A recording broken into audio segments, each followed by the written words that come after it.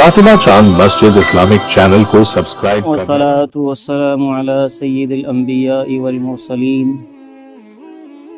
व अला आलिहि व अस्हाबिहि अजमईन, अम्मा बाद। क़ाल अल्लाहु अज़्ज़ा व जल्ल फ़ी कलामिहिल मजीद, अऊज़ु बिल्लाहि मिनश शैतानिर रजीम, बिस्मिल्लाहिर रहमानिर रहीम। अम्मल गुलाम फ़कान अबवाहु मुअ्मिनैन फ़ख़शीना अन युरहिक़हुमा तुग़याना व कुफ़रा फ़अरदना अन युब्दिलहुमा रब्बुहुमा खैरन मिन्हु ज़कातन व अक़रब रुहमा। व अम्मल जिदारु फ़कान लिग़ुलामैनि यतीमैनि फ़िल मदीना व कान तहतहु कंज़ुल लहुमा वकान अबूहुमा सालिहा फ़अराद रब्बुक अन यबलुगा अशुद्धहुमा वयस्तख़रिजा कंज़हुमा रहमतन मिन रब्बिक वमा फ़अलतुहु अन अम्री ज़ालिक तअवीलु मा लम तस्ति' अलैहि सबरा। वक़ाल तआला फ़ी मक़ामिन आख़र, वअलमू अन्नमा अम्वालुकुम व औलादुकुम फ़ितनह वअन्नल्लाह इंदहु अज्रुन अज़ीम। क़ाल अन्नबिय्यु सल्लल्लाहु अलैहि वसल्लम, इज़ा मातल इंसानु इनक़तअ अन्हु अमलुहु इल्ला मिन सलासति, मिन सदक़तिन जारियह औ इल्मिन युन्तफ़अु बिहि औ वलदिन सालिह यदअू लहु, रवाहु मुस्लिम। औ कमा क़ाल अलैहिस्सलातु वत्तस्लीम। मुअज़्ज़ज़ सामीन इज़ाम, ये दुनिया दारुल अमल है और इसके बाद आने वाली दुनिया दारुल जज़ा है। ये दुनिया दारुल अमल है, यानी इस दुनिया में इंसान को अमल करते रहना है, काम करते रहना है। बग़ैर अमल के इस दुनिया के अंदर कोई कार चार नहीं है। चाहे दुनिया कमाने में लग जाए तब भी अमल करना पड़ता है, मेहनत करनी पड़ती है, काम करना पड़ता है। तो जब ये हक़ीर और ज़लील दुनिया, जिसका वजूद बारी ताला की नज़र में मच्छर के पर के बराबर भी नहीं, उसको कमाने और उसको हासिल करने में शब रोज़ मेहनत करनी पड़ती है, अमल करना पड़ता है, तो वो दुनिया जो लामहदूद है, जिसकी कोई इंतहा नहीं, जो इंसान के अमल की जज़ा है, यानी जन्नत है, आखिरत है, तो उसके लिए अमल करना कितना ज़रूरी होगा। लेकिन इस दुनिया में और आखिरत की दुनिया में ये बहुत बड़ा फ़र्क है। वो क्या है कि इस दुनिया में जो भी आप चाहेंगे उसके लिए मेहनत करनी पड़ेगी। अगर आप ये चाहते हैं कि मैं भूखा हूँ, मेरी भूख मिट जाए, उसके लिए आपको खाना खाना पड़ेगा, उसका इंतज़ाम करना पड़ेगा। आप चाहे कि मेरी प्यास बुझ जाए तो प्यास मिटाने के लिए पानी का इंतज़ाम करना पड़ेगा, फिर पानी को उठा करके हलक से नीचे उतारना पड़ेगा, तब कहीं जाकर के प्यास बुझेगी। तो दुनिया चूँकि ये दारुल अमल है, इसमें कोई भी ख्वाहिश बग़ैर अमल के वजूद में नहीं आ सकती। आखिरत इसके बरखिलाफ है। आखिरत में अगर आप चाहें कि ये जो दरख्त मुझे इतनी तवालत का नज़र आ रहा है, इतना बुलंद नज़र आ रहा है कि मेरी नज़र जहाँ तक जा रही है इसकी लंबाई वहीं तक है, लेकिन इसकी इतनी ऊंचाई पर इतना खूबसूरत जायकेदार जो फल लगा हुआ है, इसको मैं कैसे तोड़ूं? मेरे तमन्ना है कि मैं इसको खाऊं। आप मुझे बताएं, इस दुनिया में ऊंचाई पर जाने के लिए असबाब की ज़रूरत पड़ती है कि नहीं? कभी सीढ़ी से, कभी लिफ्ट से, कभी दूसरे आलात से, लेकिन वो दुनिया ऐसी नहीं है। वहाँ आपके दिल में ख्वाहिश पैदा हुई कि मैं इस दरख्त का फल खाऊं, तो वो फल तुम्हारे सामने मौजूद हो जाएगा। क्यों? क्योंकि वो दुनिया दारुल जज़ा है। دار العمل نہیں ہے. اگر وہاں بھی محنت کر کے پھل کھانا پڑ گیا, اگر وہاں بھی محنت کر کے کھانا کھانا پڑا, اگر وہاں بھی محنت کر کے بھوک مٹانی پڑی, اگر وہاں بھی محنت کر کے پیاس کو بجھانا پڑا, تو اس دنیا اور اس دنیا میں کیا فرق ہے؟ اللہ سبحانہ و تعالیٰ فرماتے ہیں وَلَكُمْ فِيهَا مَا تَشْتَهِي أَنفُسُكُمْ وَلَكُمْ فِيهَا مَا تَدَّعُونَ. اس دنیا کے اندر ہر وہ چیز وجود میں آ جائے گی جس کی تم خواہش کرو گے, جس کی تم تمنا کرو. اس دنیا میں اور آخرت کی دنیا میں یہ فرق ہے کہ وہاں عمل نہیں ہے, وہاں کوئی کام نہیں کرنا پڑے گا, لیکن میرے بھائیو اسے حاصل کرنے کے لیے کام کرنا پڑے گا, اور وہ اس دنیا میں کر. اور وہ کیا ہے؟ عمل صالحا, نیک اعمال. نیک اعمال کریں گے, رب کو راضی کریں گے, تو پھر وہ جنت حاصل ہوگی, اس دنیا کی وہ نعمت حاصل ہوگی جو کبھی ختم نہیں ہونے والی, وہ نعمت حاصل ہوگی جس کو کوئی روکنے والا نہیں ہوگا. لا ممنوع, قرآن کہہ رہا ہے کہ تمہیں روکنے والا نہیں ہوگا, کبھی ختم بھی نہیں ہوگی. بے شمار نعمتیں کھاتے جاؤ, کبھی ختم نہیں, کوئی روکے گا بھی نہیں. کب حاصل ہوگی؟ جب اس دنیا میں عمل کرو گے.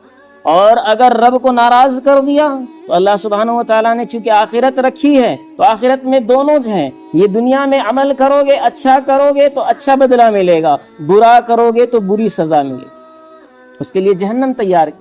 باری تعالیٰ نے ارشاد فرمایا وَأَمَّا مَن طَغَىٰ وَآثَرَ الْحَيَاةَ الدُّنْيَا فَإِنَّ الْجَحِيمَ هِيَ الْمَأْوَىٰ.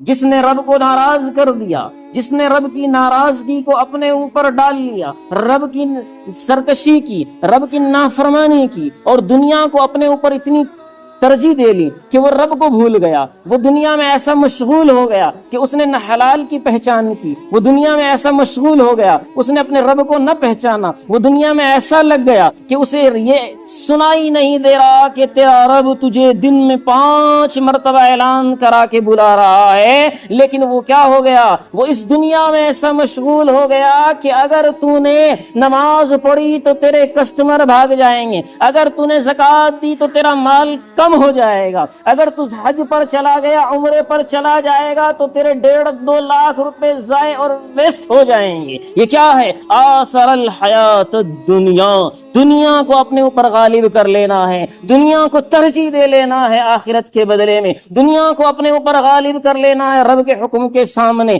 کہ اگر میں رب کا حکم ادا کروں گا, اگر میں رب کی فرمانبرداری کروں گا تو دنیا مجھ سے چھوٹ جائے گی. رب تبارک و تعالی فرماتا ہے وَآثَرَ الْحَيَاةَ الدُّنْيَا, جن جن لوگوں نے رب کو ناراض کیا دنیا حاصل کرنے کے لیے, مَنْ كَانَ يُرِيدُ حَرْثَ الدُّنْيَا, جو انسان دنیا کو چاہتا ہے تو ہم اسے دنیا اتنی دیتے ہیں جتنی اس کے مقدر میں ہوتی ہے. وَمَنْ كَانَ يُرِيدُ الْآخِرَةَ, جو انسان آخرت کے طلبگار ہے, اللہ فرماتے ہیں کہ ہم دنیا تو دیتے ہی ہیں لیکن آخرت اس کو اتنی دیتے ہیں کہ اس کی تمنا اور اس کی خواہش بھی نہیں ہوگی. تو دنیا کو اپنے اوپر ترجیح دے لینا. فَإِنَّ الْجَحِيمَ هِيَ الْمَأْوَىٰ, وہ انسان جو رب کو ناراض کر کے دنیا حاصل کرتا ہے, اللہ فرماتے ہیں اس کا ٹھکانہ جہنم ہے, اس کا ٹھکانہ جہنم. میرے بھائیو سوال یہ پیدا ہوتا ہے رب کو راضی کرنے والے اعمال کون سے ہیں؟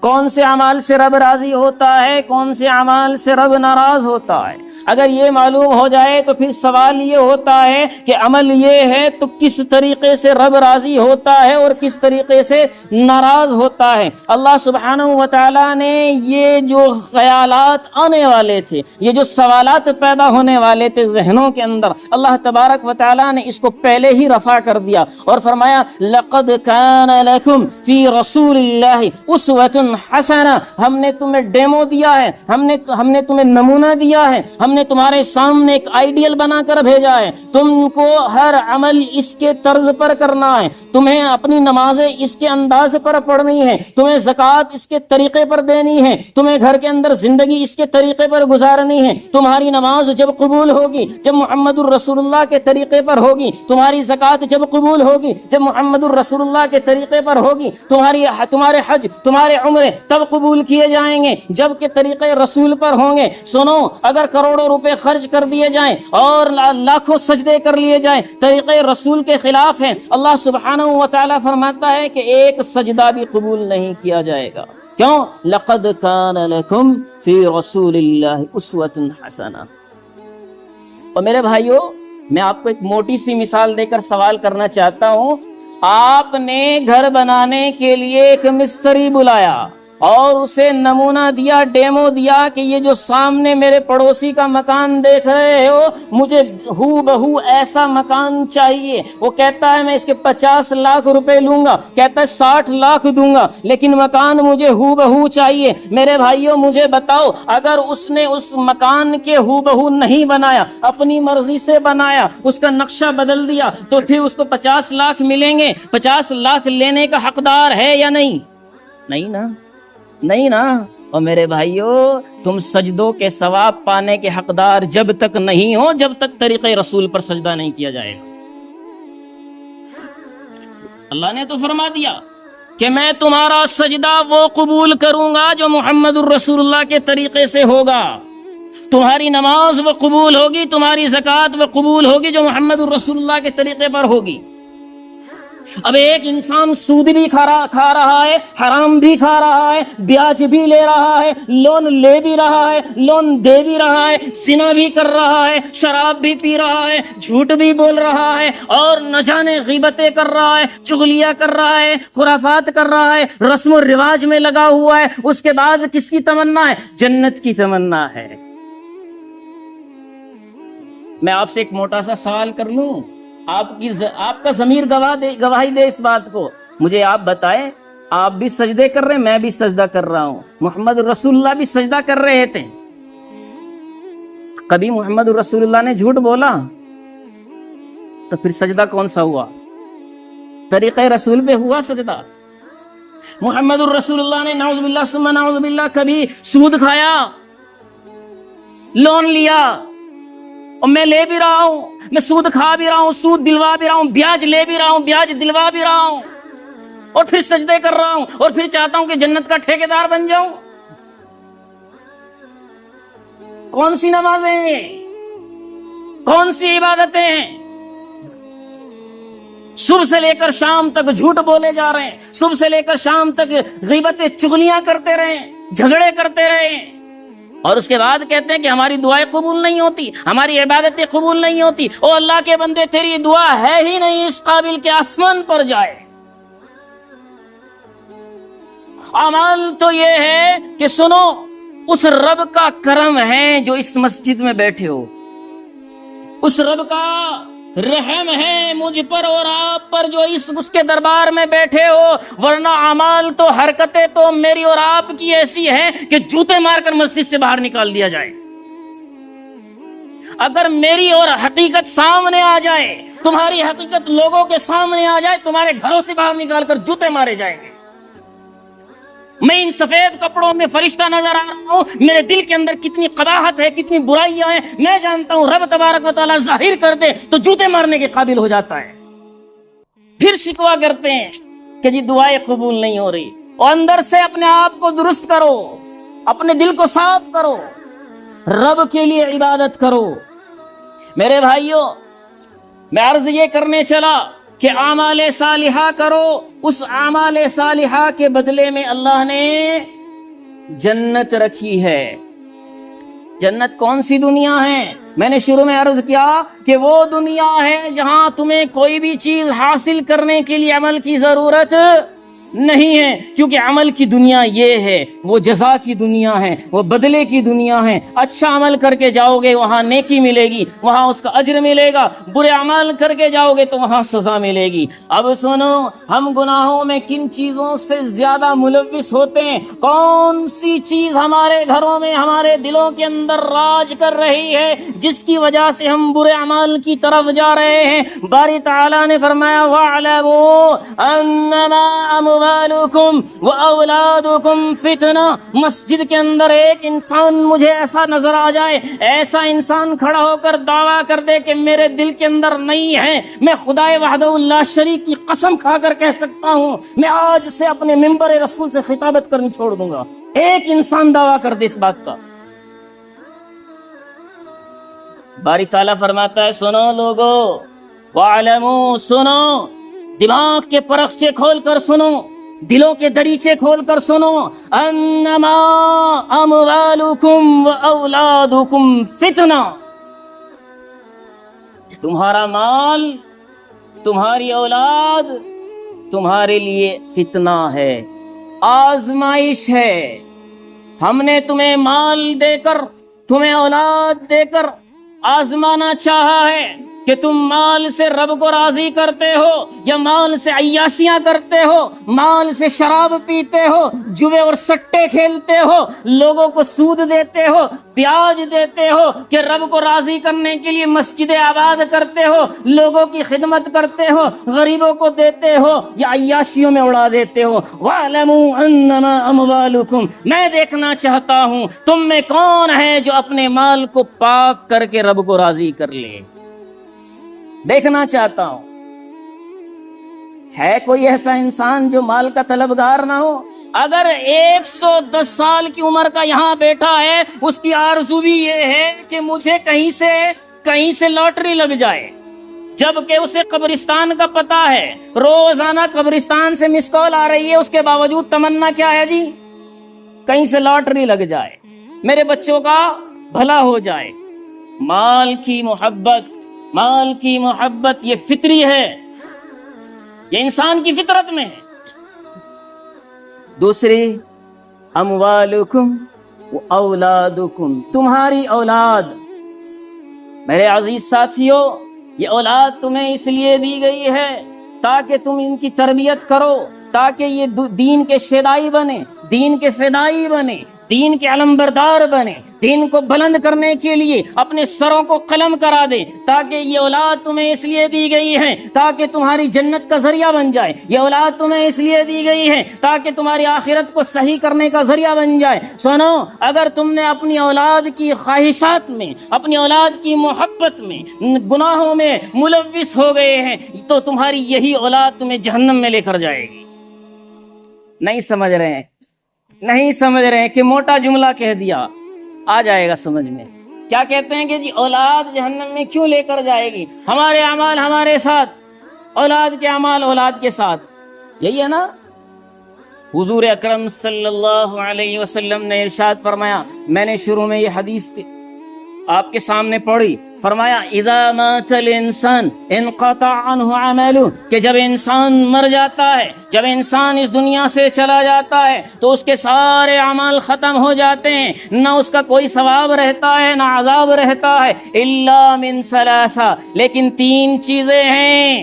اے لوگو، 3 چیزیں ہیں، اگر دنیا سے کر کے جاؤ گے مرنے کے بعد بھی اس کا بدلہ ملتا رہتا ہے۔ حضور اکرم صلی اللہ علیہ وسلم فرماتے ہیں الا من ثلاثہ، اول کیا ہے کہ 3 چیزوں میں سے او صدقۃ جاریہ، ایک صدقہ جاریہ ہے۔ صدقہ جاریہ کیا ہے؟ مثلا تم نے مسجد میں محراب بنوا دیا ہے، تم نے مسجد میں فرش لگا دیا ہے، تم نے مسجد میں پنکھا لگا دیا ہے، تم نے مسجد میں صف بچھا دی ہے۔ اب جتنے لوگ اس سے فائدہ اٹھا رہے ہیں، جب تک فائدہ اٹھاتے رہیں گے، جب تک اس صف پر سجدہ کرتے رہیں گے، جب تک اس ٹینک سے پانی لے کر وضو کرتے رہیں گے، گے, غسل کرتے رہیں گے, عبادتیں کرتے رہیں گے, نیک اعمال کرتے رہیں گے, تمہاری قبر کے اندر اس کا ثواب پہنچتا رہے گا. تم نے کسی غریب کے لیے کوئی گھر بنوا دیا ہے, وہ غریب جب تک اس گھر میں رہے گا تمہاری قبر کے اندر اس کی راحت اور سکون اور آرام ملتا رہے گا. تم نے کسی یتیم کے سر پر ہاتھ رکھ دیا ہے, تمہارے اس ہاتھ رکھنے سے وہ یتیم بحال ہو گیا ہے, خوشحال ہو گیا ہے. وہ یتیم جب تک اس زمین پر زندہ رہے گا, نیک اعمال کرتا رہے گا, تمہاری قبر کے اندر اس کا ثواب پہنچتا رہے گا. او صدقۃ جاریہ, یہ ہے صدقہ جاریہ, یہ ہے وہ عمل جس کے ذریعے مرنے کے بعد بھی ریگولر مسلسل ثواب ملتا رہتا ہے. ایسا ہے کوئی عمل؟ ہر آدمی یہ چاہتا ہے کہ میں ایسا کوئی کاروبار کروں, ایک بار انویسٹ کر دوں, ایک بار پیسہ لگا دوں, پھر بیٹھ کر مجھے کیا ہوتا رہے, پروفٹ ملتا رہے, ہے جی, نفع ملتا رہے. ہر انسان یہ چاہتا ہے. میں آج آپ کو آخرت کا سب سے بڑا بزنس بتانے چلا ہوں. ایک بار کرنا ہوگا, ایک بار یہ انویسٹمنٹ کرنی ہوگی, ایک بار خرچ کرنا ہوگا. وہ کیا ہے؟ چاہے تم کسی غریب کے سر پر ہاتھ رکھ دو, کسی یتیم کے سر پر ہاتھ رکھ دو, کسی غریب کی چھت گرنے لگ رہی چھت لگوا دو. او جاؤ ہاسپٹلس میں, تمہیں ہزار نہیں لاکھوں ایسے لوگ ملیں گے جو اپنی دوائیوں کے لیے ترستے ترستے مر جاتے ہیں. صدقۃ جاریہ. میرے اور آپ کے سردار جناب محمد الرسول اللہ نے فرمایا کہ یہ صدقہ جاریہ ہے, مرنے کے بعد اس کا ثواب ملتا رہتا ہے.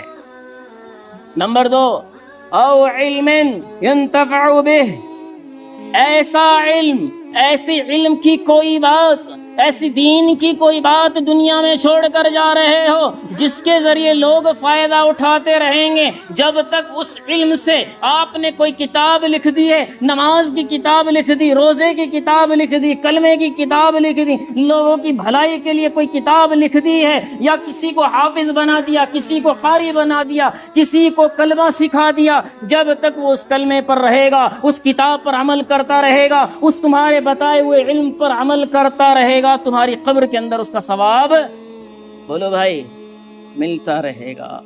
او علم ينتفع به, یہ حدیث رسول سنا رہا ہوں, محمد الرسول اللہ کے الفاظ سنا رہا ہوں, یہ میرے الفاظ نہیں ہیں. رواہ مسلم ہے, مسلم شریف ہے, صحاح ستہ کی معتبر ترین کتاب ہے, اس کی حدیث ہے, اور راوی حضرت ابو ہریرہ ہے. فرماتے ہیں کہ میرے آقا نے فرمایا ہے, اذا مات الانسان انقطع عنہ عملہ, کہ جب انسان مر جائے اس کے اعمال ختم ہو جاتے ہیں, الا من ثلاثہ, 3 چیزوں کے علاوہ, 3 چیزوں کے علاوہ, او صدقۃ جاریہ, او علم ينتفع به. تیسری چیز جو میرے کلام کا موضوع ہے, پوری تقریر کا نچوڑ لب لباب ہے, وہ کیا ہے؟ اس حدیث کا آخری جز ہے. حضور اکرم نے فرمایا, او ولد صالح یدعو لہ, نیک اولاد چھوڑ کر گئے, اگر وہ دنیا میں تمہارے لیے دعا کریں گے تو تمہیں اس کا ثواب ملتا رہے گا. اور میرے بھائیوں, میں آپ کو ایک عجیب بات بتانے چلا ہوں. یہ بچے کا اور باپ کا اللہ کے یہاں جو اکاؤنٹ کھلتا ہے نا, جو کھاتا کھلتا ہے, وہ جوائنٹ کھلتا ہے. دیکھو, بچہ جب کوئی نیک عمل کرے گا اس کو نیت کرنے کی ضرورت نہیں, پروردگار میں نے 100 روپے اپنے باپ کے لیے دیے ہیں, میرے باپ کو اس کا ثواب پہنچا, اسے اس کی نیت کرنے کی ضرورت نہیں ہے. دنیا میں کتنے رشتہ دار ہو, دنیا میں بغیر رشتہ دار ہو, کسی کے لیے بھی جو دنیا سے چلا جائے اس کو ثواب پہنچانے کے لیے نیت کرنا ضروری ہے. میرا دادا مر گیا, دادا کے لیے نیت کرنی پڑے گی تو دادا کو ثواب پہنچے گا. دوست مر گیا, دوست کے لیے نیت کرنی پڑے گی. باپ اور ماں ایسے ہیں کہ تم نیت کرو یا نہ کرو, پروردگار عالم اس کی قبر تک اس کا ثواب پہنچاتا رہتا ہے, ثواب ملتا رہتا ہے. کب او ولد صالح, جب نیک اولاد ہوگی. او میرے بھائیو, اولاد نیک ہونی ضروری ہے. اگر بد کردار ہوئی ہے, اگر وہ گنہگار ہے, تو کیا سمجھتے ہو تم بچ جاؤ گے؟ اللہ فرمائے گا میں نے تمہیں اولاد دی تھی, کیا تربیت کی ہے. میرا نبی تو فرما کر گیا ہے, اگر تمہیں 1 بیٹی عطا کر دی ہے, تمہیں 2 بیٹیاں عطا کر دی ہیں, تمہیں 3 بیٹیاں عطا کر دی ہیں, اور تم نے ان 3 بیٹیوں کو, 1 بیٹی کو, 2 بیٹی کو یا اولاد کو اچھی تربیت کی ہے, اچھی تربیت تربیت کی ہے۔ میں الفاظ دہرا رہا ہوں، حضور اکرم کے الفاظ دہرا رہا ہوں۔ فرمایا میرے نبی نے جس کی بیٹی کا طریقہ، جس کی بیٹی کو علم مل جائے، وہ جس سے فاطمہ کی سنت زندہ ہوتی ہو، جس بیٹی کو فاطمہ کے دوپٹے کی لاج آ جائے، جس کو اماں عائشہ کے حیا کا پتہ چل جائے، جس کو خدیجۃ الکبریٰ کی سخاوت کا پتہ چل جائے، ایسی بیٹی تم نے پیدا کی ہو، ایسا علم تم نے اس کو دیا ہو، اگر وہ بیٹی تمہارے لیے دعائیں کرتی ہے، نیک اعمال کرتی ہے، میرے نبی فرماتے ہیں کہ وہ انسان جنت میں پہنچنے سے کوئی نہیں ہو سکتا۔ میرا نبی فرماتا ہے لوگو تم مجھے گارنٹی دو اپنی اولاد کی، میں تمہیں جنت کی گارنٹی دیتا ہوں۔ کیا سمجھتے ہو؟